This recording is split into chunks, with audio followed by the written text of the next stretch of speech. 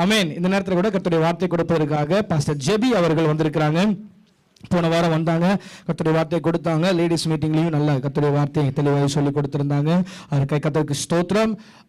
இந்த நாளில் கூட கர்த்தருடைய வார்த்தை கொடுக்கும்படியாக கடந்து வர போகிறாங்க. அவர்கள் வட இந்தியா மாநிலத்தில் பர்டிகுலராக டெல்லியில் அன்றைய ஊழியத்தை ஏஜி சபையின் சார்பில் அவர்கள் அந்த தலைமைத்துவத்தின் கீழே இருந்து வேலை செய்து கொண்டிருக்கிறாங்க. உங்களுக்கு எல்லாருக்கும் தெரியும். இப்போவும் ஒரு மிஷன் ஒர்க்குக்காக தான் வந்திருக்கிறாங்க. போன தடவை நம்ம கிட்டத்தட்ட 1750 ரூபாய் காணிக்கையை ஊழியத்தின் சார்பில், நம்முடைய சபையின் சார்பில், தமிழ் சபையின் சார்பில் அவங்களுக்கு நம்ம கொடுத்திருக்கிறோம். ஆண்டவர் அந்த ஊழியத்தை தொடர்ந்து ஆசீர்வதிக்க வேண்டும் என்று சொல்லியும், அந்த ஊழியத்தில் நல்ல ஒரு விஸ்தாரம் இருக்க வேண்டும் என்று சொல்லியும், அவங்க இங்கே வந்த பைபிள் காலேஜ் கட்டுமான பணி ப்ராஜெக்ட் நல்லபடியாக நடக்கணும், சீக்கிரமா முடியணும் என்று சொல்லியும் பல எதிர்ப்புகள் நார்த் இந்தியாவில் இருக்குது, உங்களுக்கு எல்லாருக்கும் தெரியும். அதன் மத்தியில் நடக்கிற அந்த ஊழியம் கம்பீரமாய் நடக்க வேண்டும் என்று சொல்லியும் செபித்துக் கொள்ளுங்கள். கர்த்தருடைய வார்த்தைக்காய் கடந்து வருவோம். கரங்களை தட்டி வரவேற்போம், ஜெபத்தோட காத்திருப்போம். கர்த்தர் நம்மை ஆசீர்வதிப்பாராக.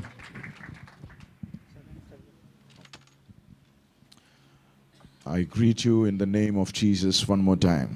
உங்கள் அனைவருக்கும் கர்த்தராகிய இயேசுவின் விநீத நாமத்திலே ஒரு தடவை கூட வாழ்த்துக்கள் தெரிவித்துக் கொள்கிறேன். It's my 5th service today. இன்றைக்கு இது என்னுடைய 5வது கூட்ட ஆராதனை. I have one more left.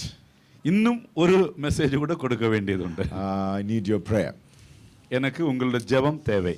But one thing I'm excited about is the word of God. It is always exciting. இந்த தேவனுடைய வார்த்தை என்பது எனக்கு மிக பெரிய மகிழ்ச்சிக்குரியது. Before we get into the word, I want you to close your eyes and ask Jesus to speak to us. வேத வார்த்தையை கேட்கிறதுக்கு முன்னாக நீங்கள் அனைவரும் உங்களை கண்களை மூடி, கர்த்தரே நீர் என்னோடு பேசும் என்று ஜெபிப்போமா? Would you please close your eyes and look to God and say, Lord, today I am here to listen to your word, listen from you. எல்லாரும் தயவு செய்து கண்களை துறக்காமல் கண்களை மூடுங்கள். ஆண்டவரை மட்டும் பார்த்து, ஆண்டவரே இன்றைக்கு உம்முடைய வார்த்தையை கேட்கும்படி நான் இங்கே வந்திருக்கிறேன். Hallelujah. நீர் என்னோடு பேசும். Hallelujah. Hallelujah. Everyone open your mouth and say, Jesus speak to me. எல்லாரும் கண்களை மூடி வாயை விரிவாய் துறந்து, ஆண்டவரே நீர் என்னோடு பேசும் என்று தயவு செய்து சப்தத்தோட ஜெபம் பண்ணுங்கள். If you expect God will speak to you, இன்றைக்கு ஆண்டவர் உங்களோடு பேச வேண்டும் என்று நீங்கள் எதிர்பார்ப்போமாகில், God will surely speak to you. கண்டிப்பா உண்மையா கர்த்தர் இன்றைக்கு உங்களோட பேசும். Hallelujah. Hallelujah. Dear Jesus, we want to thank you for your presence here. ஆண்டவரே உம்முடைய சமூகத்துக்காக நாங்கள் உம்மை ஸ்துதிக்கிறோம். Pray that you will be glorified in our midst. ஆண்டவரே நீர் எங்கள் மத்தியத்திலே மகிமைப்படுவதாக. Speak to us clearly. ஆண்டவரே இன்றைக்கு தெளிவாக எங்களோடு நீ பேசு. Change our lives. எங்கள் வாழ்க்கையை நீங்கள் மாற்று. Let it be the first day of the rest of our life. இனி வரக்கூடியதான நல்ல நாளையுடைய தொடக்க நாள் இன்றைக்கு ஆகட்டும். Amen. Lord, we know that you're going to do it. ஆண்டவரே நீர் அப்படி செய்ய போகிறபடியினால ஸ்தோத்திரம். ஆமென். We will never take any glory for what you are doing here. நீ இங்க செய்ய போறதுக்கு எந்த அந்த மகிமை நாங்கள் எடுக்க போகிறதில்லை. In Jesus' name we pray. இயேசுவின் நாமத்தினால நாங்கள் வேண்டுகிறோம். One of the songs Pastor Charles led us was kind of talking about, I want to know you, God. ஆண்டவரே எனக்கு இன்னும் நின்னை அறிந்து கொள்ள வேணும் என்று ஒரு பாடலை நம்ம பாடினோம். There is a big difference between knowing about God and knowing God. ஆண்டவரே குறித்து தெரிகிறதும் ஆண்டவரே தெரிந்து கொள்கிறதும் வித்தியாசம் உண்டு. J.I. Parker, I am just paraphrasing it. J.I. Parker said something like this. J. Parker இப்படி சொல்லி இருக்கு. How can I make my knowledge about God knowledge of God? கர்த்தரை குறித்துள்ளதான அறிவும் கர்த்தரை அறியறதும், how do I make it? I meditate what is given to me as knowledge about God and make it into prayer and praise, then it will become the knowledge of God.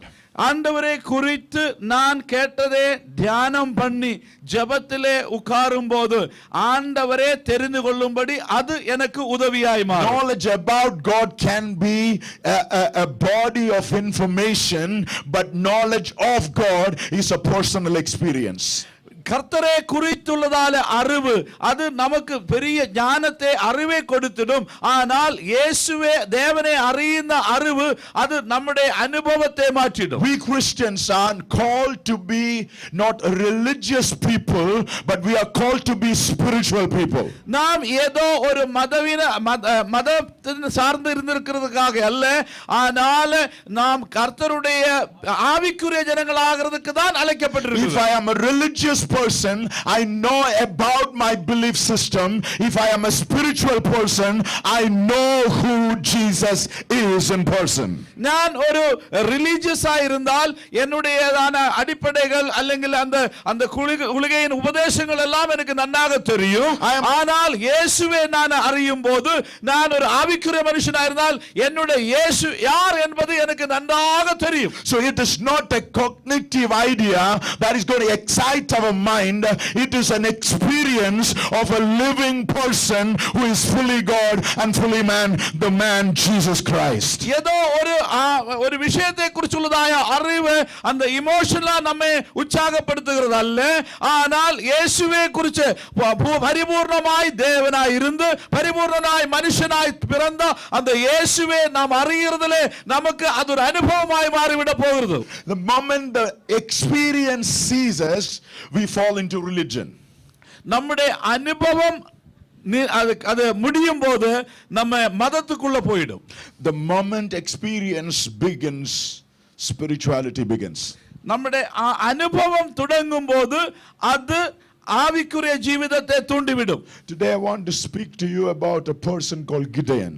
இன்றைக்கு கிதியோன் என்பவரை குறித்து உங்களோட பேச நான் விரும்புகிறேன். Gideon's story is found in the book of Judges.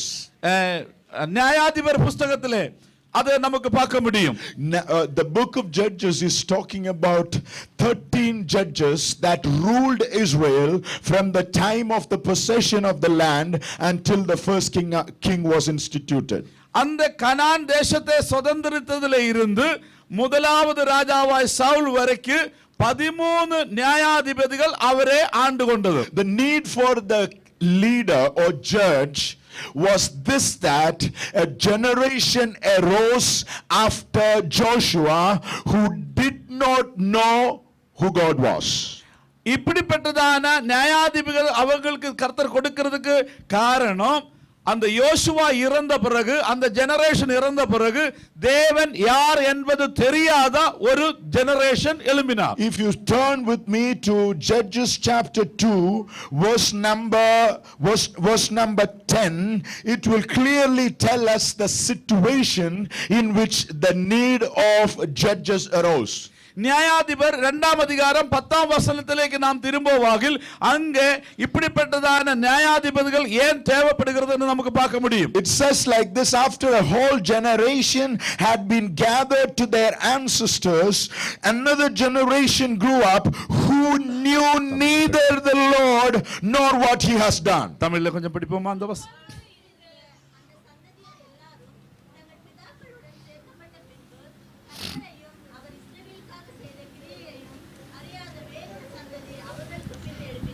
The people, those who were walking with Moses and Joshua, had experienced the powerful manifestation of God Almighty in the journey from the land of slavery to the promise. மோசேயோடும் யோசுவாயோடும் கூட இருந்த அந்த தலைமுறைகள் அவருடைய மறுபிரயாணத்திலே அந்த Canaan வரைக்கும் கர்த்தர் அவரோடு கூட இருந்து செய்ததான ஒவ்வொரு அந்த நடவடிக்கையும் அவர் தங்களுடைய அனுபவத்திலே தெரிந்து கொண்டது. The people, those who saw and experienced what God had done, were always loyal to him. கர்த்தர் அவருக்கு செய்ததே தெரிந்து கொண்ட ஜனங்கள் எல்லாய்ப்போதும் கர்த்தருக்கு உண்மை உள்ளவராய் Because it was not a story that they heard, but it was an experience that they lived in. ஏனென்றால் அவர் தேவனை குறித்து ஒரு கதை கேட்கிறதல்ல, அவருடைய அனுபவத்திலே இருந்தபடியினாலே அது அவருக்கு நன்னாய் தெரிஞ்சது. But after some time a generation arose that was just hearing about something that has happened in the past but never had a first-hand experience of God. ஆனா அதற்கு பின்பு இன்னொரு தலைமுறை எழும்பினது. அவருடைய பிதாக்கள் காலத்திலே நடந்ததை கேள்விப்பட்டு இருந்தார்கள், ஆனா அவங்கள் வாழ்க்கையிலே அது எதுவும் அனுபவிக்கவில்லை. So that's such a group of people were so easily targeted by the demons, by the devil, by the world, and they were made go astray, and they started worshiping the gods of those land. அப்படி இருந்த ஜனங்களே அந்த பேய்கள் இல்லாவிட்டால் பிசாசு உலகமானது அவங்களை கீழ்ப்படுத்தி அந்த இடத்தில் இருந்த அந்நிய தேவதைகளை வணங்கும்படி அவங்களை வசீகரித்து விட்டது. Let me tell you, church, this thing. நான் சபைக்கு ஒரு காரியத்தை சொல்லட்டுமா? By being born in a believer family, you don't become a believer. You need to have an experience of the person of Jesus. ஒரு விசுவாசியின் குடும்பத்திலே பிறந்ததனால மட்டும் நீங்க ஒரு விசுவாசியாக முடியாது. ஒரு விசுவாசி ஆகிறதுக்கு கர்த்தரோட அவர் தனிப்பட்ட வாழ்க்கையிலே ஒரு அனுபவம் தேவை.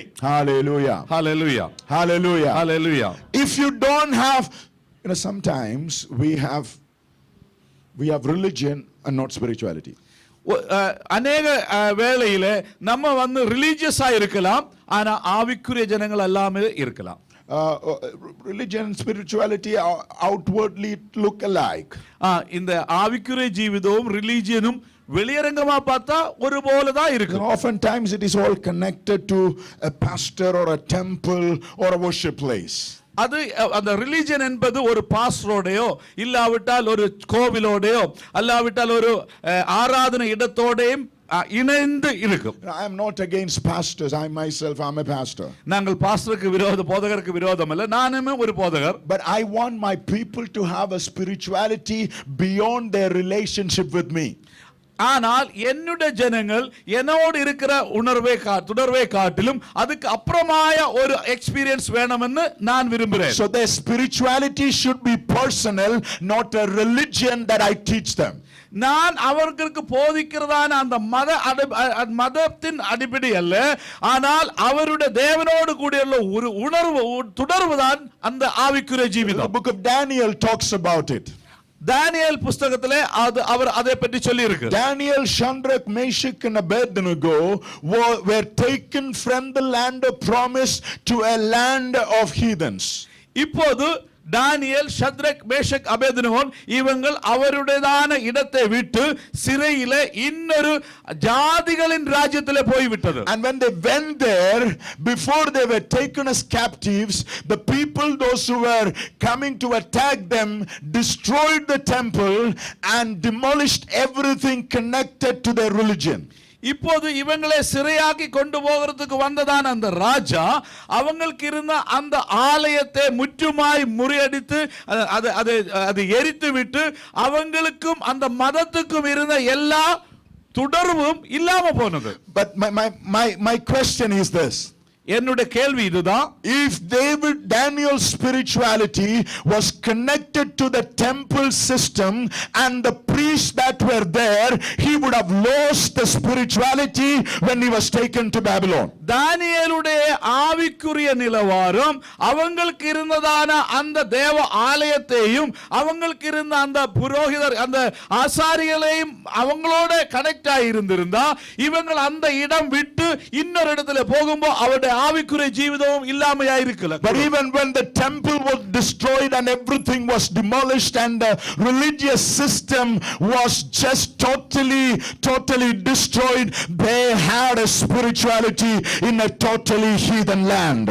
ஆனால் இந்த இடத்திலே அவங்களுக்கு இருந்ததான அந்த ஆலயமும் அந்த ஆசாரியரும் அவருடைய ரிலிஜியன் எல்லாமே இல்லாம போனாலும் இன்னொரு ராஜ்யத்திலே அதுவும் ஒரு ஜாதி ராஜ்யத்திலே அவர்கள் ஆவிக்குரிய ஜனங்களாய் இருக்க முடிஞ்சது. So it is one thing to know about God and it is totally another thing to know God. கர்த்தரை குறித்து அறிகிற அறிவும் கர்த்தரை அறிகிற அறிவும் இரண்டாய் இருக்கிறது. That's why Bible says, oh, taste and see that the Lord is good. கர்த்தர் நல்லவர் என்று ருசித்து பாருங்கள். Whatever that I have seen in in Doha, Qatar, I can click a picture and show my wife and say that, it is like this. இங்கே நான் பார்த்ததை எல்லாம் ஒரு ஒரு புகைப்படம் எடுத்துட்டு என்னோட வீட்டுல கொண்டு போய் மனைவி கிட்ட சொல்ல இந்த தோஹா இப்படிதான் இருக்கு. And I heard a song here, I loved it, I can record it and make that experience hers too. இங்க பாடின பாட்டுகள் நான் ஒருவேளை ரெக்கார்ட் பண்ணி அங்க கொண்டு போய் அவ கேட்க வச்சு அதை பற்றி சொல்ல முடியும். But the food that I tasted, ஆனா இங்க நான் சாப்பிட்ட சாப்பாடு, how do I make her experience that? அது எப்படி இருக்கும்னு அவளுக்கு எப்படி நான் தெரிய வைக்கும்? I cannot click a picture and give her taste. இங்கே நான் அது ருசிச்ச அந்த ருசி ஒரு படம் எடுத்து அவங்களுக்கு கொடுக்க முடியாது. I cannot record it and make her experience it. அது ஏதோ ஒரு ரெக்கார்ட் பண்ணி அவங்களுக்கு கொடுத்து அது டேஸ்ட் பண்ண முடியாது. If she wants to have that experience, she should have it personally. இப்போ அத ருசி எப்படின்னு அவளுக்கு தெரிய வேணும்னா அவள் தனியே அந்த சாப்பாடு சாப்பிட்டா தான் அந்த ருசியை தெரியும். I think that is why David says, when it comes to God, you taste and see that he is good. நீங்கள் தேவனிடத்தில் வரும்போது நீங்களாகவே கர்த்தர் நல்லவர் என்று ருசி பாருங்கள். It's so personal. It is sorry, அது வந்து நமக்கு தனிப்பட்ட வாழ்க்கையில உள்ளது. It is so experiential. அது நம்ம அனுபவிச்சு தெரிய வேண்டியது. It's not just cognitive. அது நம்ம ஏதோ ஒரு அறிவினால கிடைக்கிறது அல்ல. It is not a set of rules. ஏதோ சில நியமங்கள் அதல்ல. It is a person that you are living with. நீங்கள் உங்களோடு கூட இருக்கிற ஒரு ஒரு ஒரு ஒரு நண்பர் அல்லவிட்டால் ஒரு ஒரு person. Hallelujah. Hallelujah. Hallelujah. Hallelujah. So when they went away from the knowledge of God, அவங்கள் தேவனை குறித்துள்ள அறிவு இல்லாம போன போது God always had a way of bringing them back. அவரை திரும்பி கர்த்தரிடத்தில் கொண்டு வர்றதுக்கு கர்த்தருக்கு ஒரு வழி இருந்தது. The way that God brought back was allowing them to be attacked by the neighboring countries. அது எப்படி என்றால் இப்படி தேவனை விட்டு அவங்க விளங்கும் போது இன்னும் சுற்றுவட்டம் இருக்கிறதான அந்த ஜாதிகள் இவங்களை ஆக்கிரமிக்கிறதுக்காக தேவன் அனுமதித்தார். This time a group of people came to attack. They were called Midians. மிடியானியர் என்பவர் இந்த தடவை அவங்களுக்கு விரோதமாய் வந்து விட்டது. They were a huge army. அவங்கள் ஒரு பெரிய ராணுவம். And they were totally devastating army.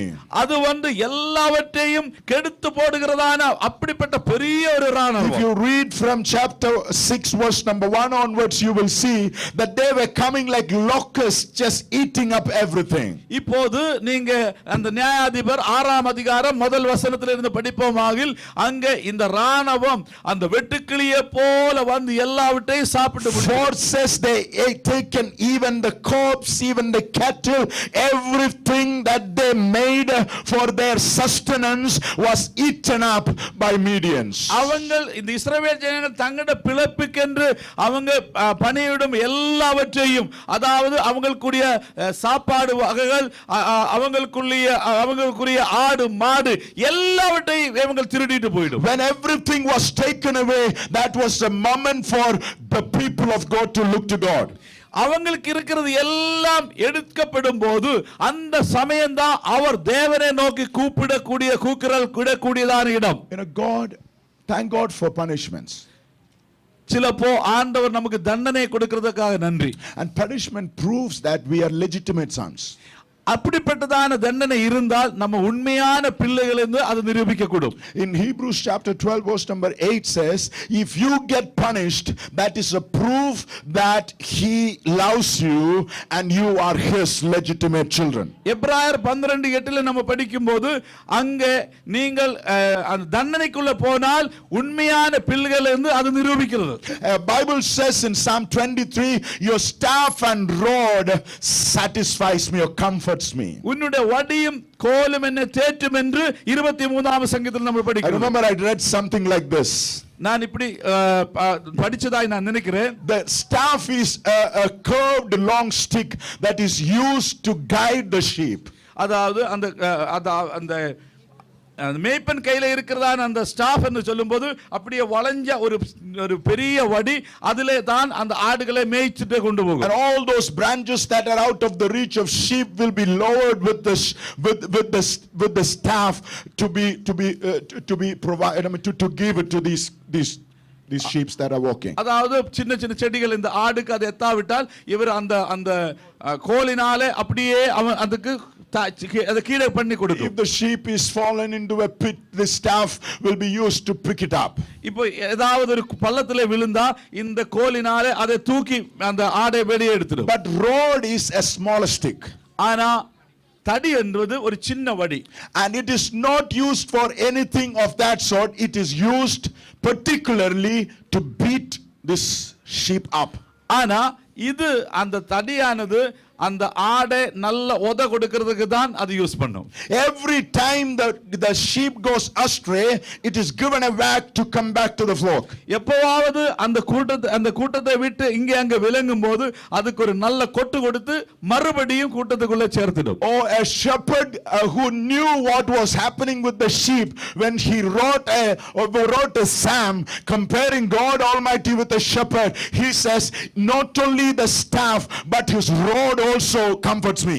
இப்போது இந்த அவரே ஒரு மேய்ப்பனாய் ஆடுகளுக்கு மேய்ப்பனாய் இருந்த தாவீது அந்த அவருடைய எக்ஸ்பீரியன்ஸை வச்சு எழுதும்போது எனக்கு அந்த கோல் மட்டுமல்ல அந்த தடியும் எனக்கு ஆறுதல் கொடுக்கும். The real discipline that comes from God must comfort us so that we will know that we are still his and he is still working in us. கர்த்தர் கொடுக்கின்ற ஒவ்வொரு தண்டனையும் கூட அது நமக்கு ஆறுதல் கொண்டு வரணும். அது ஏனென்றால் இப்போதும் கர்த்தர் என்னை நேசிக்கிறபடியினால தான் இப்படிப்பட்டதான தண்டனைக்கு என்னை கொண்டு வருது. So people were punished in Israel and they cried out to God. இப்படி அந்த இஸ்ரவேல் ஜனங்கள் தேவனால தண்டனையில போகும்போது அவங்கள் தேவனை நோக்கி கூக்குரலிட்டது. When they cried out to God, அவர் அவனை நோக்கி அழுத போது God's answer was a man. அத தேவன் அவருக்கு ஒரு பதிலாக ஒரு மனுஷனை அனுப்பி. Let me tell you this. நான் உங்களுக்கு சொல்லட்டுமா? God's method is always man. கர்த்தர் நமக்கு பதிலை கொடுக்கிறது எல்லா இப்போது ஒரு மனிதன் மூலமாக. God's answer to an apostate state is always a spiritual man. இப்போது இப்படிப்பட்ட தேவனை விளங்கி போனதான ஜனங்களுக்கு மறுபடியாக தேவன் ஒரு ஆவிக்குரிய மனிதனை தான் அவங்களுக்கு அனுப்பி கொடுத்தார். This man is an unlikely man. இந்த மனுஷன் ஒரு சாதாரண மனுஷன். He is in an unlikely situation that he was in. அவங்கள் கூட அந்த மனுஷன் கூட அவங்களுக்கு ஒரு வெல்லாத பிரச்சனையில இருந்த கூடிய மனுஷன். And I trust in God that I will be able to tell you three things about this man that God called him. இப்போது தேவன் அழைத்த இந்த மனிதனை குறித்து மூணு விஷயங்கள் அடிப்படையாக சொல்ல விரும்புகிறேன். I call him a courageous coward. ஒரு தைரியமுள்ள பயப்படுന്ന மனுஷன். He was a courageous man. அவன் ஒரு தைரியசாலி. He was trying to save his people. அவருடைய ஜனத்தை அவனுக்குரியவரே எப்படியாவது பாதுகாக்கணும் என்ற ஒரு ஆசை அவருக்கு இருந்தது. He had a family of almost 70 people. கிட்டத்தட்ட 70 ஆளுகள் உள்ள ஒரு குடும்பம் அந்த கிடியோனுக்கு இருந்தது. Everything was taken away by Midianites. இப்போ மிதியானியர் வந்து அவங்களுக்குரியது எல்லாவற்றையும் திருடிட்டு போய். But he was not giving up. ஆனா அவன் கையிலே இது விட்டு கொடுக்கல. When we see him for the first time, முதல் தடவை அவரை நாம பாக்கும்போது in verse number 11, 11ஆம் வசனத்திலே it says like this. இப்படி எழுதி இருக்கு. The angel of the Lord appeared to this guy. இந்த தேவனுடைய தூதன் அவருக்கு வெளியானது போது when he was making wheat behind wine press. அந்த வசனம் படிப்போமா?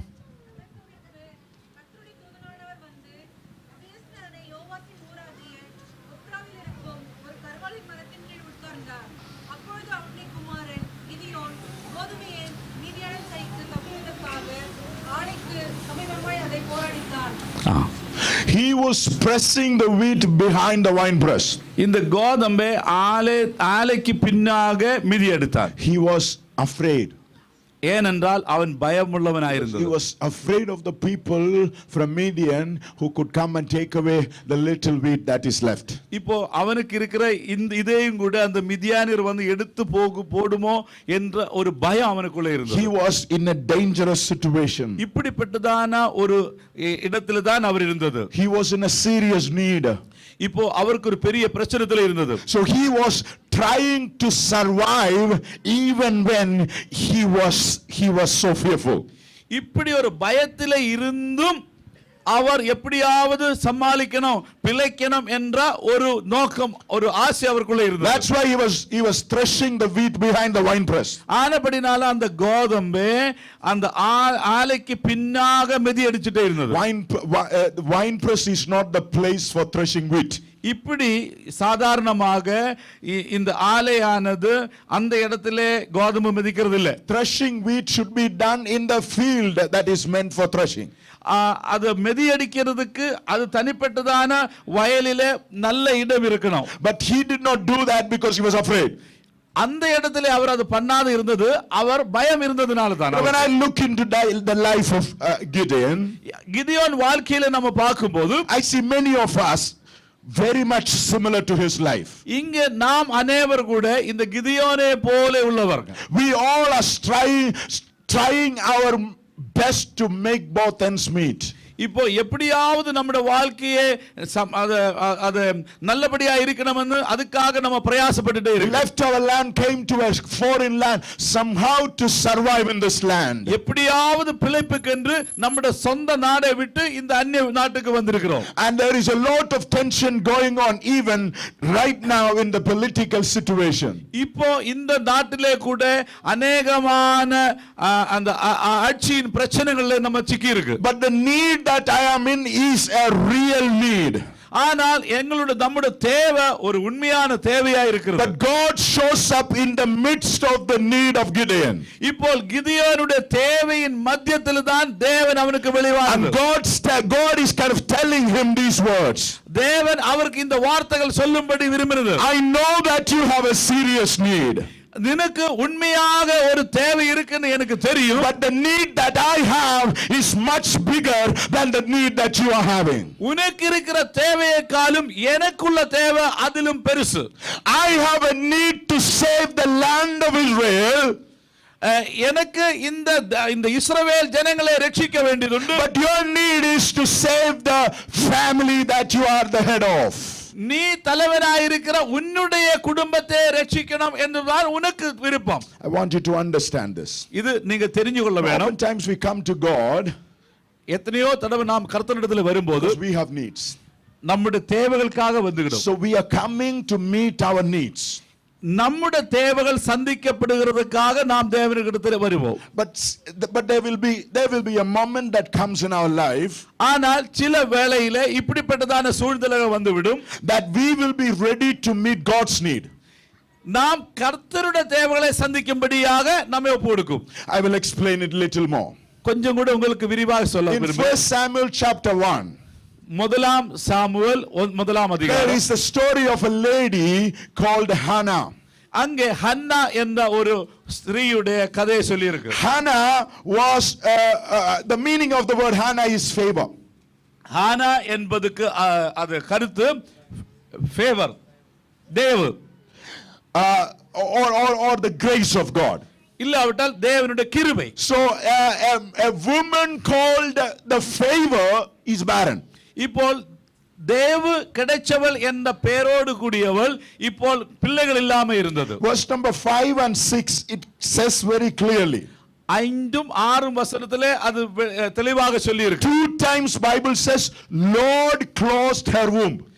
அங்க 2 இடத்துல சொல்லி இருக்கு கர்த்தர் அவருடைய கர்ப்பத்தை அடைத்தது. I have a question.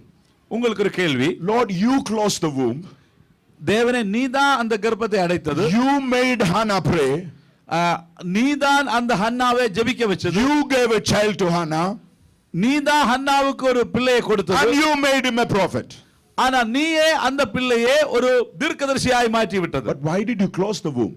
ஆனா ஏன் அந்த கர்ப்பத்தை அடைத்து விட்டது? What was the reason in the first place itself to close the womb of this woman to be ridiculed in the family? அந்த அவருடைய வீட்டிலேயே அவ்வளவு விதமா அவமானத்துக்குள்ள போகக்கூடிய அளவுக்கு அந்த அவருடைய கர்ப்பத்தை ஏன் அடைத்து விட்டது? So Hannah's need was genuine. இந்த ஹன்னாவுடைய தேவையானது உண்மையான அவளுக்கு ஒரு தேவை And I இருந்தது. was coming every year by year, without any break, to the presence of God, to seek the face of God, to get an answer for his prayer. ஒவ்வொரு ஆண்டும் தேவ சமூகத்திலே அவளுடைய தேவைக்கு மறுபடி கிடைக்கிறதுக்கு அவள் ஜெபத்துக்காக எல்லா ஆண்டிலும் அங்க வந்துட்டே இருந்தது எருசலேமுக்கு. Listen to this very carefully. நீங்க கவனமா கேட்டுக்கொள்ளுங்க. Hannah came to meet her need. இப்போ ஹன்னா அவளுடைய தேவை கிடைக்கிறதுக்காக தேவ சமூகத்தில் வந்தது. Hannah's desire was this. அவளுடைய ஆசை என்ன I இருந்தது? want to prove to Peninnah that I am fertile. I am not a barren cursed woman. ஏன்னா அந்த பெனினாவோட மத்தியத்தில் நானும் கூட பிள்ளையை பிறக்க முடியும், நான் ஒரு மலடியாய் அல்ல என்பது அவளுக்கு தெரிவிக்க வைக்கணும். So year after year she prayed, but one year she changed the style of her prayer. எல்லா ஆண்டுகளும் ஒவ்வொரு ஆண்டுகளும் ஒரே ஜெபம் தான் பண்ணிட்டு இருந்தது. ஆனா இந்த தடவை அவளுடைய ஜெபத்தை கொஞ்சம் வித்தியாசமாய் பண்ணி It விட்டது. is my imagination, இது என்னுடைய ஒரு நினைவுதான், but I think it is true. ஒருவேளை அது உண்மையா இருக்கலாம். What was the change in the prayer of Hannah? இப்போ ஹன்னாவுடைய ஜெபத்துக்கு உண்டான வித்தியாசம் என்ன? I believe in this way. இப்படி நான் நினைக்கிறேன். Year after year Hannah came to see the Lord's presence in the temple. ஒவ்வொரு வருஷமும் தேவ பிரசன்னத்தை பார்க்கிறதுக்காக ஹன்னா எருசலேமுக்கு வந்தார். Whenever she came to the temple, she noticed that the things in the temple are not right. ஒவ்வொரு ஆண்டும் இந்த தேவாலயத்துக்கு வருவாங்க, நடக்கிறதான நடபடிகள் அது சரியா அல்ல என்பது அவள் ஒருவேளை பார்த்திருக்க கூடும். Eli was a good priest, ஏலியா ஒரு நல்ல ஆசாரியர். but Hophni and Phinehas, the children of Eli, were exploiting the worshippers. ஆனா பினெகாசும் ஒஃப்னியும் இந்த ஏலியாவின் பிள்ளைகள் வந்து அவங்களுக்கு ஜனங்கள் கொண்டு வரும் பலியை அசட்டை பண்ணினது. The temple was not a safe place for women to come and worship. These people will drag them for adultery. இப்போ இந்த தேவனுடைய ஆலயத்திலே பெண்கள் வந்து தேவனை தொழுது கொள்வதற்கு ஒரு சேஃபான இடமா இல்லாத, ஏனென்றால் இவங்கள் அப்படிப்பட்டவங்களே அவங்க விபச்சாரத்துக்கு என்று எடுத்துக்கொண்டு போய் Even before the burnt over offering is completely consumed by fire, they will take away the best meat. இப்போது அந்த பலி, அந்த தகன பலி அது முழுவனாக தீயினால சாரம் ஆகிறதுக்கு முன்னவே அவங்களுக்கு தேவையான மாம்சம் அந்த பலியிலே இருந்தே அவங்க எடுத்துட்டு போயிடுறாங்க. So they were in a mess spiritually. இப்போ ஆவிக்குரிய வாழ்க்கையில எல்லாமே ஒரு குழப்படியா இருந்தது. I believe Hannah must have noticed this. ஒருவேளை இது ஹன்னா பார்த்திருக்க கூடும். So the year that she realized this, இதை பற்றி அவளுக்கு நல்லாக போத்தியமான she போது changed her prayer. இப்போ அவளுடைய ஜெபத்தை அவள் மாற்றி She விட்டாள். said these words. இப்போ அவள் இப்படி ஜெபிக்க Yes, Lord, I have a need. ஆண்டவரே எனக்கு ஒரு தேவை, I am in need of a baby. எனக்கு ஒரு பிள்ளை தேவை. But I realize that you have a greater need. என்னால் உனக்கு இதுக்கு மேலாக ஒரு தேவை இருக்கு. You need a man to stand between the people of Israel and you yourself, and your need is greater than mine. ஆனால் தேவனுடைய ஜனத்துக்கும் உனக்கும் இடையில நிற்கக்கூடியதான ஒரு புருஷனே உனக்கு தேவை. என்னுடைய தேவையை பார்க்கிலும் தேவனே உன்னுடைய தேவை பெருசு. Hallelujah. Hallelujah, Hallelujah. Hallelujah. Hannah, favor, if it is barren, it is not to remain barren, but it is an attention seeker from God. இப்போ இந்த மலடியா இருந்த மச்சியா இருந்த அந்த ஹன்னா, ஆனா அவருடைய பேரு வந்து கிருபை பெற்றவள். ஆனா அது அப்படியே இருக்கிறதுக்காக அல்ல, கர்த்தர் இடத்திலே இருந்து ஒரு நாள் விடுதலை பெற்றுக் If you கொள்ளுகிறார். are under favor, your barrenness is an attention seeker for God to make you understand the need of God in the situation that you are in. கிருபை என்ன நீ உனக்கு இருக்கிறதான இந்த பிரச்சனை அது கர்த்தரை தேடும்படிக்கு, கர்த்தருடைய தேவையை தெரிந்து கொள்ளும்படிக்கு இது உனக்கு ஒரு வழிகாட்டி. So all this while we came to God seeking his face and asking God, will you meet my need? Today let us change and come to God and ask him and tell him, Lord, if you have a need, I am ready to meet it in my own ability. ஒவ்வொரு ஆண்டும் ஆண்டவரே என்னுடைய தேவை என்று வந்த இவள் இன்றைக்கு ஜெபிக்கிறது, ஆண்டவரே உன்னுடைய தேவை என்னுடைய தேவையை கால் பெருசா இருந்தால் அந்த தேவையை சந்திக்கும்படி இதோ நான் என்னை ஒப்பு கொடுக்கிறேன். Hallelujah. Hallelujah, Hallelujah. Hallelujah. You know, when I was small, நான் சின்னதா இருந்த I'll போது go to my father நான் என்னோட அப்பா கிட்ட போய் and I will tell him all my needs.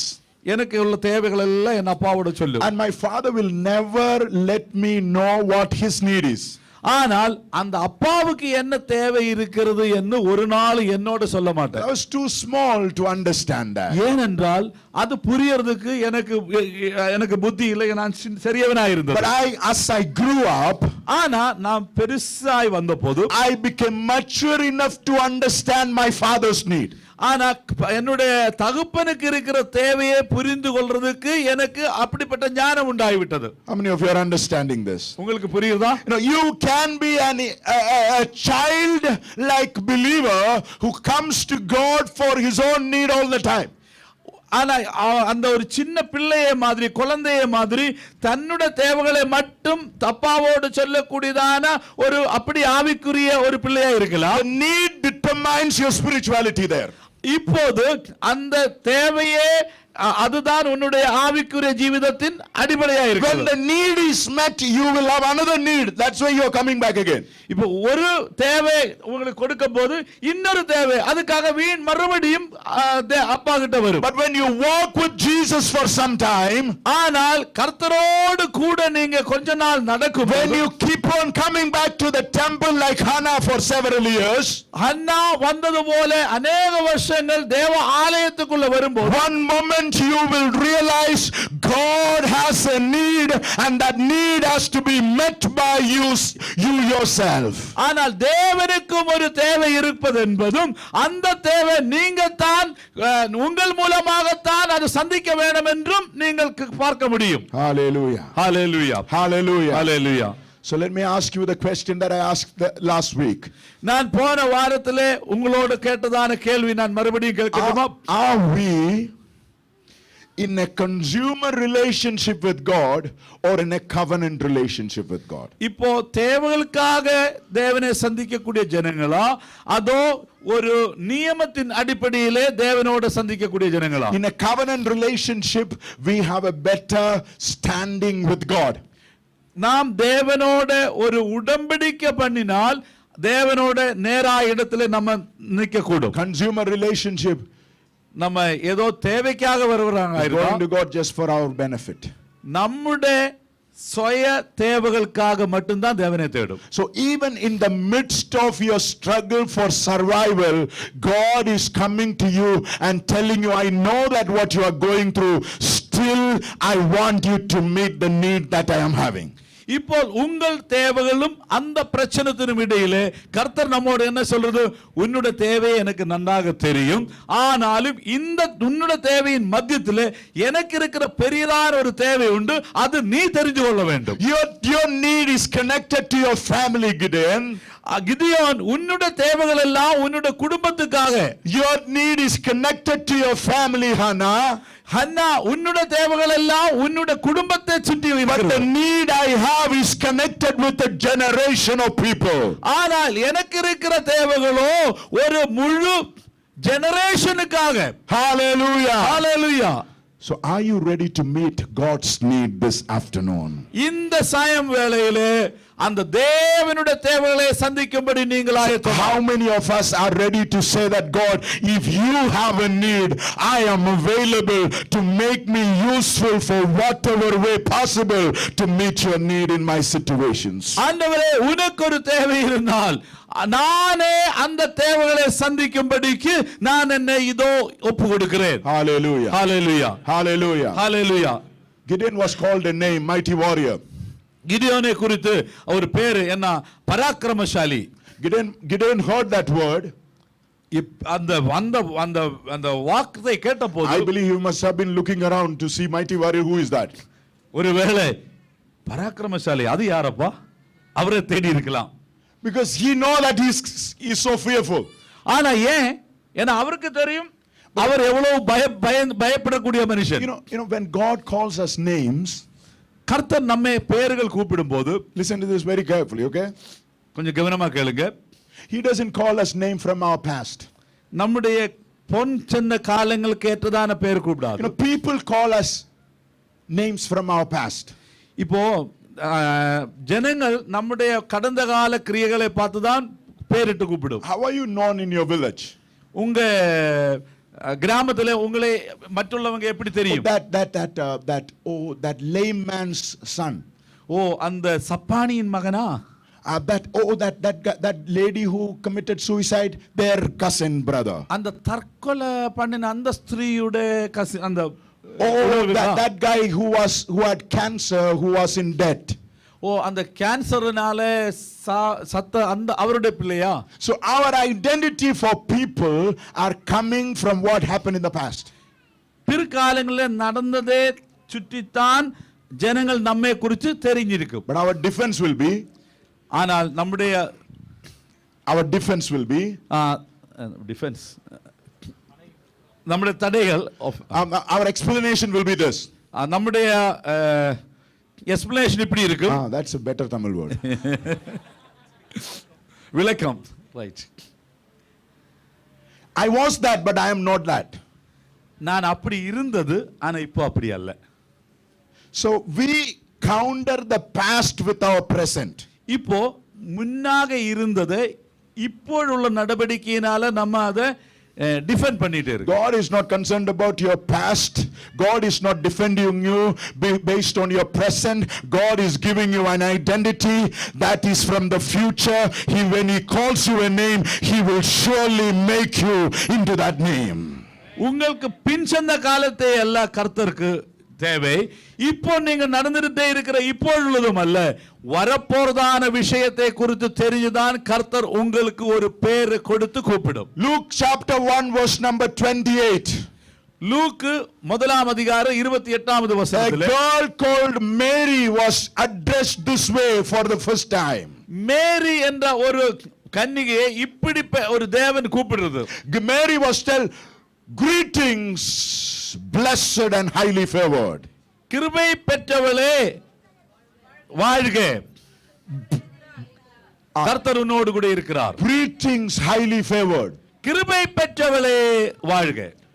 And the same verse says, அதே வார்த்தையில சொல்லி இருக்கு, Mary was surprised. அது பார்த்தபோது மேரிக்கு பெரிய ஆச்சரியம். And she asked, what kind of a greetings is this? இது எப்படிப்பட்டதான ஒரு வாழ்த்து? And everybody was, she was totally confused. அவளே குழப்பமாச்சு. But if we are given grace, will we be surprised? இப்போ நமக்கு கிருபை கிடைச்சால் நமக்கு ஒரு ஆச்சரியம் We உண்டாகுமா? will not be surprised. நாம அதை குறித்து அவ்வளவு கவனிக்கிறது இல்ல. Mary was surprised. ஆனா மேரிக்கு பெரிய ஒரு ஆச்சரியம். Do you know the reason? ஏன் காரணம் தெரியுமா? The word Mary is coming from the word Mara. இந்த மேரி என்ற அந்த பேரு மாரா என்ற வாக்கிலே இருந்து வருது. Mara means bitter. மாரா என்ன? கசப்பு.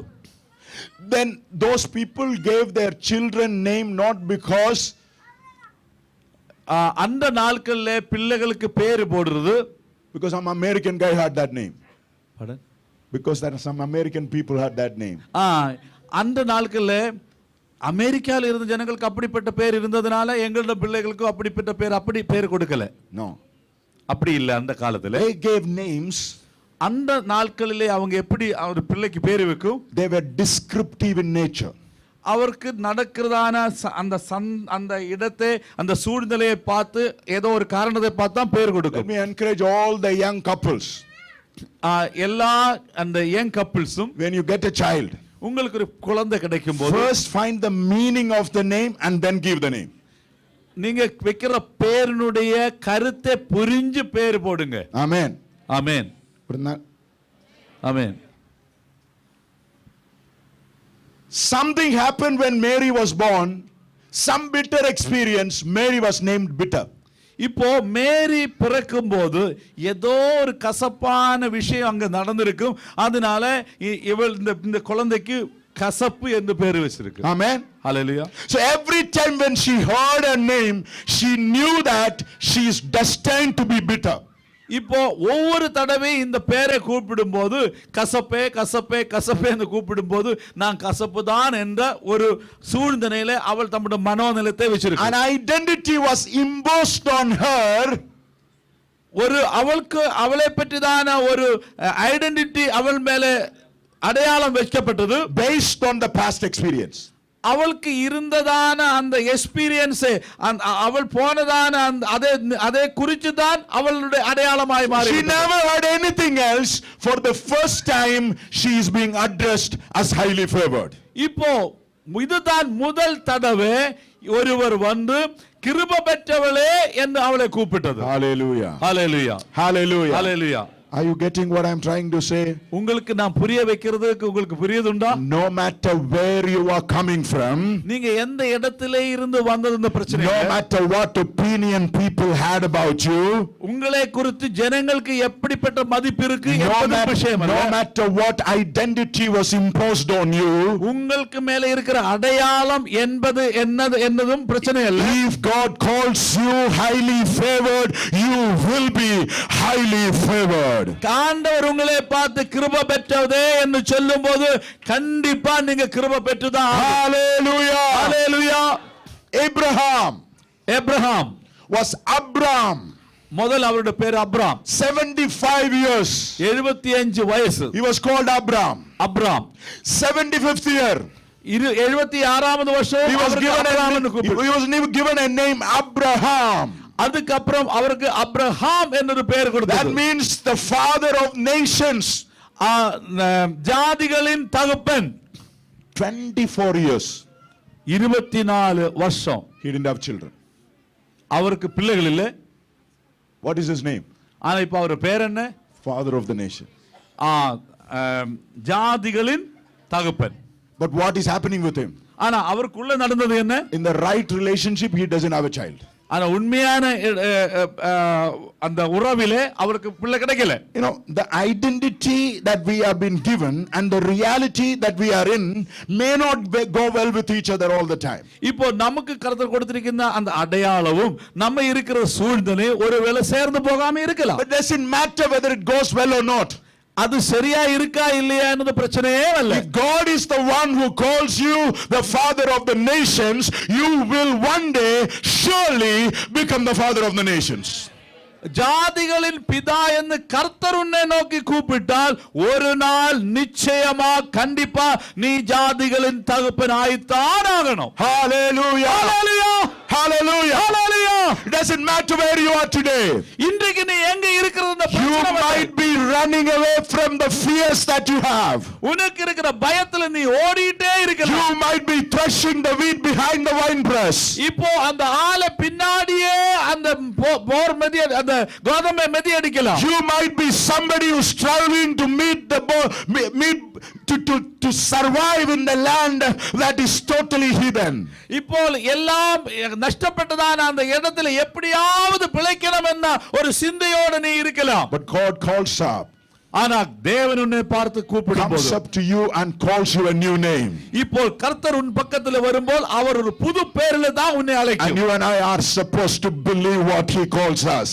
முதலாவது அவர் நம்மை பார்த்து கூப்பிடுற அந்த பெயரை நாம நம்ப வேண்டும். Hallelujah. Hallelujah. I am fearful, Lord. நான் ஒரு பயசாலி. If you call me that I am a mighty warrior, ஆனா நான் ஒரு பராக்கிரமசாலி என்று I am ready to meet your need. அதே நான் உன்னுடைய தேவையை சந்திக்கிறதுக்காக என்னை ஒப்பு கொடுக்கிறேன். Hallelujah. Hallelujah. Hallelujah. Hallelujah. Last thing. கடைசியாக He says, you know, are you coming to the right person? I am from Manasseh. I'm from a humble family. நான் ஒரு சின்ன குடும்பம், என்னோட கோத்திரம், என்னோட தகப்பன் வீடு மனாசே கோத்திரம், அது சின்னதா இருக்கு இஸ்ரவேல்ல. You come to the right person. நீ ஒருவேளை நீ சரியான மனுஷன்கிட்ட வந்திருக்குமோ? When you know what? Whenever God comes up with an assignment, nobody in the whole scripture said, yes, I can do it. கர்த்தர் யாரையாவது பார்த்து ஏதோ ஒரு தேவையோட வரும்போது ஆம் ஆண்டவரே என்னால் அது கூடும் என்று யாருமே சொன்னது கிடையாது. No one in the whole history of the Bible said, I am so excited about the assignment that you're giving me, God. இந்த பைபிள்ல நீங்க எல்லா இடத்துலயும் பார்த்தாலும் ஆண்டவர் யாரையாவது கூப்பிட்டு ஒரு அசைன்மெண்ட் கொடுக்கும்போது ஆண்டவரே எவ்வளவு சந்தோஷம், எனக்கு நல்ல மகிழ்ச்சியா இருக்கு இதுல. Moses said, I am a thick-lipped man. மோசேயை கூப்பிட்டு அவன் என்ன சொன்னது, நான் ஒரு திக்குவாயன். David said, I am too young for this.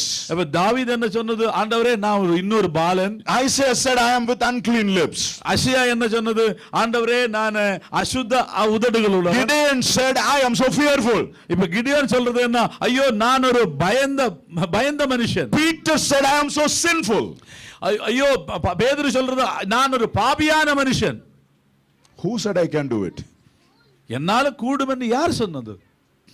If you say you cannot do it, என்னால முடியாதுன்னு நீங்க சொல்லுவானால், you are the right person to do it. அப்போ நீதான் இதுக்கு ஏற்ற ஆளு. Hallelujah. Amen. Hallelujah. Hallelujah. Are you excited about that? Amen. Are you excited to meet God's need in this generation? இந்த நாட்களிலே, இந்த வாழ்க்கையிலே கர்த்தருடைய தேவையை சந்திக்கிறதுக்கு நீ ஆயத்தமா? Pastor, till what time? Okay. There's one more thing I want to finish it here. ஒரு விஷயம் கூட சொல்லி நான் முடிக்க விரும்புறேன். Suddenly he said, சீக்கிரத்தில் அவர் சொன்னது, I will go inside and I will bring an offering for you. இப்போ நான் உள்ள போய் உனக்கு ஒரு காணிக்கை கொண்டு வரலாம், He went ஒரு பலியை கொண்டு inside. He வரலாம். went inside, அவர் உள்ள போய் killed a goat and bought its meat. இப்போ ஒரு ஆடு குட்டியை அடித்து அதை பாகம் பண்ணி கொண்டு வந்தது. And he took சமைச்சு கொண்டு 16 kilos of wheat. அவர் கொண்டு வந்தது எவ்வளோ, அந்த ஆட்டை எவ்வளவு இருந்தது, 16 kilos of wheat. 16 kilo And he made atta.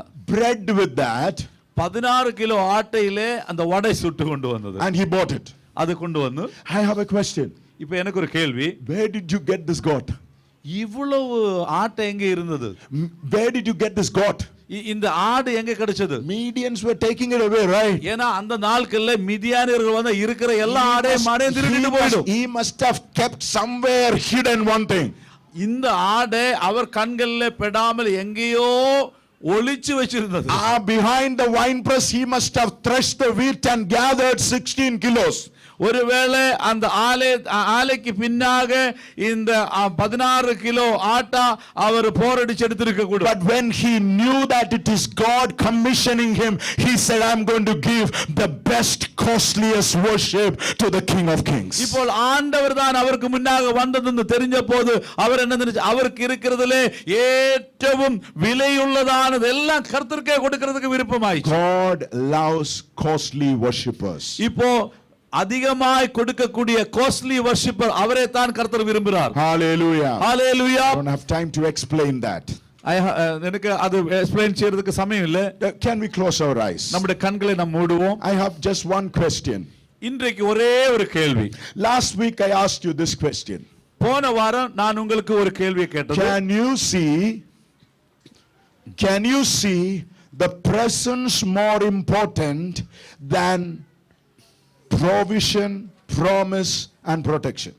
Promise, provision, protection இதே பார்க்கிலும் தேவனுடைய பிரசன்னம் உங்களுக்கு அதிகமா விரும்புறதுண்டா? Today my question is, இன்றைக்கு என்னுடைய கேள்வி, you came to God for your needs for years. இதே अनेक ஆண்டுகளாக உங்கள் தேவைகளுக்காக ஆண்டவரிடத்தில் நீங்க வந்ததுண்டு. Today can you come for his needs? இன்றைக்கு அவருடைய தேவைகளுக்காக கர்த்தரிடத்தில் நீங்க வர முடியுமா? So how many of you will say that I'm ready to meet God's need? எத்தனை பேர் சொல்ல முடியும், ஆண்டவருடைய தேவையை சந்திக்கிறதுக்கு நான் விருப்பம்? If God spoke to you today, இன்றைக்கு கர்த்தர் உங்களோட பேசுறதானா, only those people those who say that God spoke to you today, இன்றைக்கு ஆண்டவர் என்னோடு தான் பேசினது என்ன அது அந்த அறிவு இருக்கிறவங்க மட்டும் just stand up with me. I'm going to pray with you. அவங்க மட்டும் எழும்பி நில்லுங்க. I am not asking everybody to stand, please. எல்லாரும் எழும்புங்க நான் சொல்லல. Only those people that are committing their lives to meet God's need. கர்த்தருடைய தேவையை சந்திக்கிறதுக்காக தம்மை தாமே ஒப்பு கொடுக்கிற அப்படிப்பட்டதாய் ஜனங்கள். Your need is genuine. உங்களோட தேவைகள் உண்மை உள்ளது. Your need is real. அது உண்மையான தேவைதான் உங்களுக்கு. God himself knows it. கர்த்தருக்கு நன்னாக தெரியும். But you are maturing in your walk with God to tell him that beyond my need I want to make your need mine. ஆனால் கர்த்தரோட அந்த பழகினதுனால ஆண்டவரே என்னுடைய தேவையை பார்க்கிலும் கர்த்தருடைய தேவையை சந்திக்கிறதுக்கு நான் ஒரு ஆயத்தம். Forget about everything. Don't forget these two questions that I asked you in the church. இந்த சபையிலே நான் உங்களுக்கு கேட்ட இந்த ரெண்டு கேள்வியை நீங்கள் மறந்து விடாத. Can you count presence more important than promise, protection and provision? கர்த்தர் உங்களுக்கு கொடுத்ததான ஒவ்வொரு விதமான ஆசீர்வாதங்கள், உங்களுக்கு வாக்குத்தத்தங்கள், உங்களுக்குள்ளதான ப்ரொடெக்ஷன் அதை பார்க்கிலும் கர்த்தருடைய தேவனுடைய பிரசன்னத்தை நீங்க விரும்புறதுண்டா? Can you stand up to meet his need beyond your need? உங்களுடைய தேவைகளுக்காக கர்த்தரை சந்திக்கிறதை பார்க்கிலும் கர்த்தருடைய தேவைகளுக்காக நீங்கள் உங்களை ஒப்பு கொடுப்போமா? Jesus, I pray for these people that are standing. இங்கே நின்னுட்டே இருக்கிறதான ஜனங்களுக்காக ஆண்டவரே நான் ஜெபிக்கிறது. We come to you with a matured prayer request. ஆண்டவரே, அவங்க இப்போ உம்முடைய சமூகத்தில் வந்தது ஒரு பெரிய மெச்சூர் ஆയിട്ടുള്ള அறிவோடு கூடியதான ஒரு தேவைக்காக. It is not for us to meet our needs that we are coming today. ஆண்டவரே, எங்களுடைய தேவைக்காக அது கேட்கிறதுக்காக நாங்கள் உன் சமூகத்தில் வரல. We know that you have a bigger need, a need that is beyond a family. It is connected to a generation, and you need us, and we are ready for that. ஆண்டவரே, எங்களுடைய வீடுக்கு பார்க்கிலும் ஆண்டவரே ஒரு தலைமுறைக்காக அதை சந்திக்கிறதுக்காக அதுக்காக ஆண்டவருடைய தேவைக்காக இதோ நான் வருகிறேன். I come to you, Lord. ஆண்டவரே, நான் உன்னுடைய சமூகத்தில் வருகிறேன். Surrender my life. என்னுடைய வாழ்க்கையை உனக்கென்று நான் அர்ப்பணிக்கிறேன். In Jesus' name. இயேசுவின் நாமத்தினாலே ஆமென். ஹல்லேலூயா. ஆமென். அருமையான ஒரு வார்த்தையை கேட்டோம். ஆண்டவருக்கு ஸ்தோத்திரம் உண்டாவதாக. இந்த வார்த்தையில ஆண்டவர் நம்மை நடத்தும்படியாக தொடர்ந்து செபியுங்கள். ஊழியக்காரருக்காக, அவருடைய ஊழியத்திற்காக, அவருடைய பிரயாணத்திற்காக, குடும்பத்திற்காக தொடர்ந்து செபியுங்கள். ஆண்டவர் நம்மை ஆஸ்வதிப்பாராக. ஹல்லேலூயா. எத்தனை பேர் சந்தோஷமா இருக்கிறீங்க? ஹல்லேலூயா. சத்தமா தான் சொல்லுவோமே. ஹல்லேலூயா. ஐயோ, ரொம்ப சோர்ந்து போன மாதிரி இருக்கு. ஹல்லேலூயா. கர்த்தருடைய வார்த்தையை கேட்ட பிறகு என் எலும்புகளுக்குள்ள கர்த்தருடைய வார்த்தை சென்றதுன்னு உற்சாகமா இருக்கணும். ஹல்லேலூயா அப்படின்னு சொல்றீங்க நீங்க. ஹல்லேலூயா. ஹல்லேலூயா. ஆமென். கர்த்தர் நல்லவர். இன்றைக்கு தான் முதல் முறையா நான் வந்திருக்கிறேன்னு சொல்லி யாராவது சொல்லுகிறீங்களா? உங்களுக்கு கரத்தை உயர்த்தி காண்பீங்க. உங்களுக்கு பார்க்க விரும்புகிறோம், வரவேற்க. Yes brother, praise the lord. வேற யாராவது?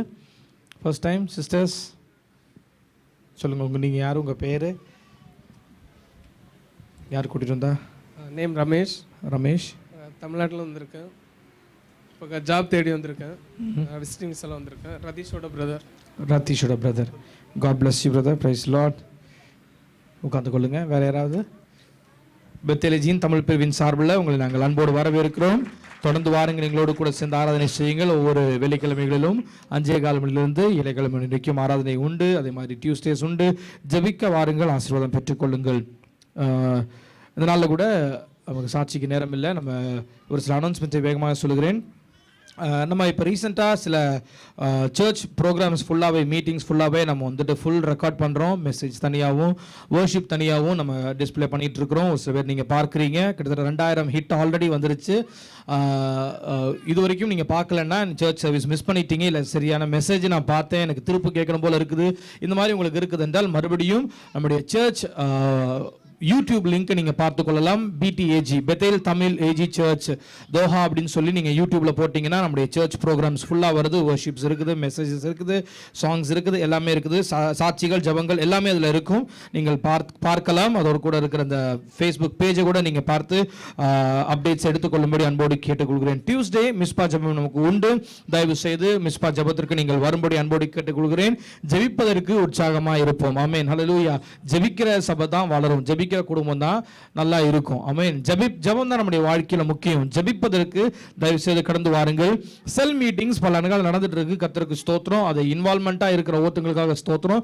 ஒரு நாள் லீடரா இருப்பாங்க, லீடர் பதவி முடிஞ்சு அதுக்கப்புறம் இறங்கினதுக்கு அப்புறம் அவங்க திருப்பி செல் மீட்டிங் போக மாட்டாங்க. இந்த மாதிரி சில பஞ்சாயத்துகள் இருக்குது. அப்படி இல்லாமல் உங்களுக்குன்னு ஒரு ஏரியா கொடுத்துருக்கிறோம், உங்களுக்குன்னு ஒரு ஃபெல்லோஷிப் இருக்குது. அதை மிஸ் பண்ணாதீங்க. ஒருத்தங்க கொயர்ல இருந்தாங்கன்னா செல்ல இருக்க மாட்டாங்க, செல்ல இருந்தாங்கன்னா மினிஸ்ட்ரிக்கு போக மாட்டாங்க. இந்த மாதிரிலாம் இருக்குது. அங்க இருக்கிறாங்க, இங்க இருக்கிறாங்க, இங்க வர மாட்டேன்றாங்களேன்னு இந்த கேள்வியெல்லாம் நிறைய இருக்குது. எல்லா இடத்துக்கும் சர்ச்சில் ப்ரோக்ராம்ஸ் இருக்குது என்றால் நீங்கள் தயவு செய்து அதை சபையாய் பார்த்து அந்த ப்ரோக்ராம்ஸுக்கு போங்க. அவங்க கூப்பிட்டாங்க அதனால போனேன், அவங்க கூப்பிடுனா போக மாட்டேன், இந்த மாதிரி தேவையில்லாத உறவுக்குள்ள போயிடாதீங்க. உறவுக்காக கொடுக்கல, ஐக்கியத்துக்காக தான் இந்த மீட்டிங்ஸ் ஏற்படுத்துறோம். முகத்துக்காகவும் அவங்க கொடுக்குற சாப்பாட்டுக்காகவும் போனீங்கன்னா பரிந்து வைக்கப்பட்ட போயிடுவீங்க. அப்புறம் நீங்க கொடுக்கணும், அவங்க கொடுக்கணுன்ற மாதிரி பஞ்சாயத்துக்குள்ள போயிடும். இதுக்காக நம்ம போவே இல்லை, இது நம்முடைய அஜெண்டாவும் கிடையாது. ஐக்கியம் தான் நம்முடைய அஜெண்டா. ஆமென். எந்த ஒரு ஃப்ரெண்ட்ஷிப்பும் நமக்குள்ள சபையில வேண்டாம், ஃபெல்லோஷிப் நமக்கு தேவை. மறந்துடாதீங்க. 2 ஃப்ரெண்டு சண்டை போட்டாங்கன்னா ஒரு ஃப்ரெண்டு முகத்தை பார்க்கல அப்படின்னா இன்னொரு ஃப்ரெண்டு போயிடும். அப்புறம் ஒரு ஃப்ரெண்டு இருக்குதுன்றதுக்காக இன்னொரு ஃப்ரெண்டும் போயிடும். இந்த மாதிரி நிறைய கேசஸை பல வருஷமா பார்த்துட்டு இருக்கோம். ஃப்ரெண்ட்ஷிப் வேண்டாம் நமக்கு. கிறிஸ்துவுக்குள்ள இருக்கிற ஐக்கியம், ஃபெல்லோஷிப். சொல்லுங்க பக்கத்தில் பார்த்து, வர சொல்லுங்க நல்லா, அப்படியாவது வரட்டும். ஃபெல்லோஷிப் இருக்கட்டும், ஃப்ரெண்ட்ஷிப் வேண்டாம். கர்த்தர் உங்களை ஆசீர்வதிப்பாராக. எழுந்திருந்து ஜெபம் பண்ணிட்டு ஆண்டவருடைய சமூகத்திலிருந்து ஆசீர்வாதத்தோட கடந்து போவோம். ஆண்டவரே, இது உம்முடைய சமூகத்தில் வருகிறோம் கர்த்தாவே. ஆண்டவரே, நாங்கள் ஜெபிக்கிறோம். தேவனுடைய வார்த்தை எங்களோடு கூட வந்தது. ஆண்டவரே அப்பா, எங்களுக்கு திருப்தியா இருந்தது கர்த்தாவே. கர்த்தருடைய ஆராதனை ஆண்டவரே எங்கள் மத்தியில ஒரு பிரசாதமா இருந்தது. ஆண்டவரே, எல்லாவற்றையும் ஆண்டவரே அப்பா எங்களுக்கு நன்மையை கொடுத்திருந்தீங்க. அப்பா, எங்களுக்கு உண்டான பலத்தின் மிகுதியில நாங்கள் உழைத்த அப்பா எங்களுடைய சம்பாத்தியத்தில் ஆண்டவரே உமக்காக நாங்கள் உற்சாகமாக கொடுத்திருக்கிறோம் கர்த்தாவே. அது அப்பா எங்களுடைய ஆண்டவரே அப்பா மிஷன் வர்க்குக்கு உதவியா இருக்க வேண்டும்னு சொல்லி கொடுத்திருக்கிறோம். ஒவ்வொன்றும் ஆண்டவரே ஒரு பெரிய ஆசீர்வாதத்தை கொண்டு வரட்டும் கர்த்தாவே. வந்திருந்த புதிய ஆத்மா அப்பா சகோதரருக்காக ஸ்தோத்திரம். வேலை கிடைக்கட்டும், ஆசீர்வாதமா இருக்கட்டும். அப்பா சோதரிக்க அநேக ஆண்டவரே சாட்சிகள் இந்த நாட்கள்ல உண்டு. எங்களுடைய நேரத்தின் குறைவு நிமித்தம் நாங்கள் கேட்க முடியல, மகிமைப்படுத்த முடியல சுவாமி. அப்பா இங்க இருக்கிற ஓட்டங்களுக்காக ஸ்தோத்திரம். தனித்தனியா பேர்பராய் கர்த்தர் ஆசீர்வாதத்தை நடத்துவீராக. உம்முடைய கிருபை எங்களோடு கூட நிலைவரப்பட்டிருக்கட்டும். இன்னும் சபையோடு கூட நாங்கள் ஐக்கியமா இருக்கவும், அநேகருக்கு நாங்கள் ஆசீர்வாத பாத்திரமா இருக்கவும், ஆண்டவருக்கு முன்பாக உண்மையா இருக்கும். ஆண்டவர் கிருபை தாருங்கப்பா. இந்த வாரம் முழுதும் இருக்கிற ஒவ்வொரு காரியங்களும் தேவகரம் இருக்கட்டும். கர்த்தர் எங்களுக்கு முன்பாக போடுங்க, ஆசீர்வாதத்தை நடத்தி தாருங்க. தாழ்த்துகிறோம் இயேசுவின் இனி நாமத்தில் வேண்டுகிறோம் நல்ல பிதாவே, ஆமென். சேர்ந்து சொல்லுவோம். என் ஆத்துமாவே கர்த்தரை ஸ்தோத்திரி, என் முழு உள்ளமையோட பரிசுத்த நாமத்தை ஸ்தோத்திரி. என் ஆத்துமாவே கர்த்தரை ஸ்தோத்திரி, அவர் செய்த சகல உபகாரங்களையும் மறவாதே. ஆமென். நம்முடைய கர்த்தராகிய இயேசு கிறிஸ்துவின் கிருபையும் பிதாவாகிய தேவனுடைய அன்பும் பரிசுத்த ஆவியானுடைய அன்யோன்ய ஐக்கியமும் சமாதானம் பாதுகாப்பு சுகம் பலன் ஜீவன் நம் அனைவரோடும் கர்த்தருடைய வார்த்தை கொடுத்த ஊழியரோடும் அவருடைய குடும்பத்தோடும் ஊழியத்தோடும் இன்றும் என்றும் சதா காலமும் இருப்பதாக. ஆமென். ஆமென். ஆமென்.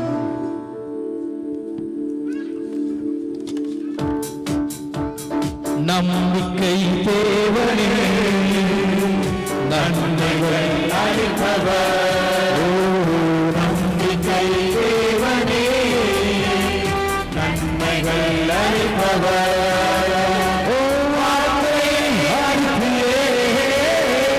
மகிமை படுத்துவார்.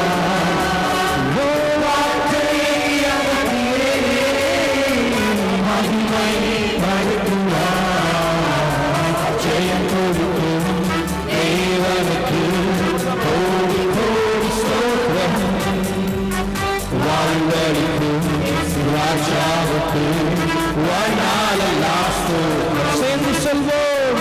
ஜெயம் கொடுக்கும் எங்கள் தேவனுக்கு கோடி கோடி ஸ்தோத்திரம்.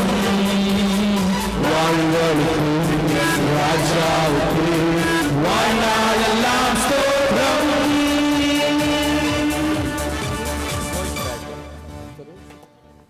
ദൈവത്തിൻ്റെ ഇഷ്ടപ്രകാരം എവിടെയാണെന്ന് വെച്ചാൽ തുടർന്നുള്ള കാര്യത്തിന് വേണ്ടി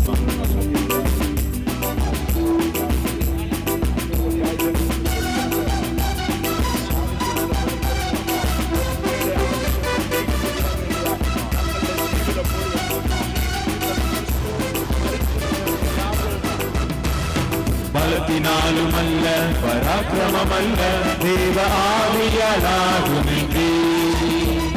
ബലത്തിനാലുമല്ല പരാക്രമമല്ല ദൈവ ആവിയാലാകുമെങ്കിൽ. പരിശുദ്ധ ആവിയെ വാഴും വല്ലமை என்னை பொழியும். பரிசுத்த ஆவியே வாழும் வல்லமை என்னை பொழியும். பலத்தினாலுமல்ல பராக்கிரமமல்ல தேவ ஆவியாலாகுமென்றே. பலத்தினாலுமல்ல பராக்கிரமமல்ல தேவ ஆவியாலாகுமென்றே. பெரிய பர்வதமே நீ மாத்திரம் தேவதாசனுக்கு முன்பாக சமபூமி. பெரிய பர்வதமே நீ மாத்திரம் தேவதாசனுக்கு முன்பாக சமபூமி. இயேசு நாமம் அவன் சொல்லி வருவார், அதற்கு கிருபை என்றார்களே. இயேசு நாமம் அவன் சொல்லி வருவார், அதற்கு கிருபை என்றார்களே. பலத்தினாலும் அல்ல பராக்கிரமமல்ல தேவ ஆவியாலாகுமென்றே. பலத்தினாலும் அல்ல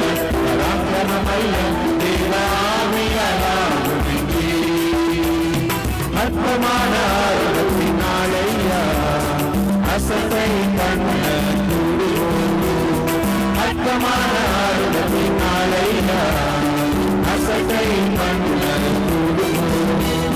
பூமியை சுற்றி பார்த்து தேவ கண்களும் தேவதாசத்தை தூக்கு நூலை பார்க்கின்றது.